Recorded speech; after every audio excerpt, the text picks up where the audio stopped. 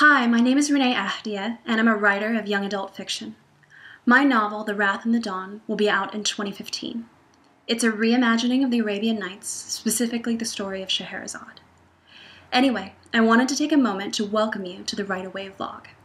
I'm insanely excited to be a part of such a tremendous group of writers from all over the world.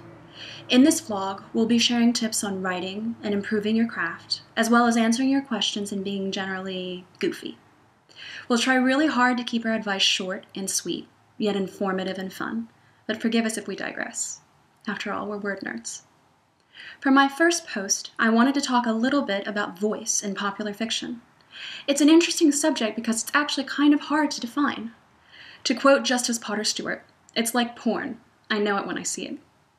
Voice can often make or break a narrative, and I find the best voices to be simple and uncontrived.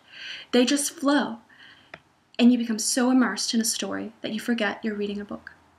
Since I write young adult fiction, I'm going to focus on that particular voice. To me, a YA voice is one that conveys all the highs and lows of emotion in an evocative way. You remember what it feels like to experience things for the very first time. To hold a hand, to have a fight, to fall in love. It has to ring true, and one of the biggest pitfalls I see is a failure to achieve this in dialogue.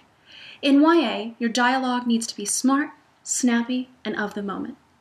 Teens are an incredibly discerning audience, and they're the first to notice if something rings false. You can't try too hard. I recommend watching TV shows geared toward a teen audience, and I also think it's best to sit back and ask yourself, how would 16-year-old me handle this situation? What would I say? What would I do? We were all teens once, and putting yourself in that mindset is the best way to come across as authentic in your writing. Finally, I wanted to share something fun that most people don't know about me. The only bones I've ever broken are 3 toes on my right foot.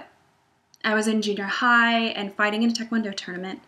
The dude I was sparring with fell over my foot when I kicked him in the chest, and it hurt like hell. Now my right foot is kind of wonky, and my toes lock up when I sneeze. It really sucks. Anyway, thanks for taking the time to check out this blog post. If you have any questions you want to ask, feel free to email us here, follow us on Tumblr, or send me a tweet. Take care.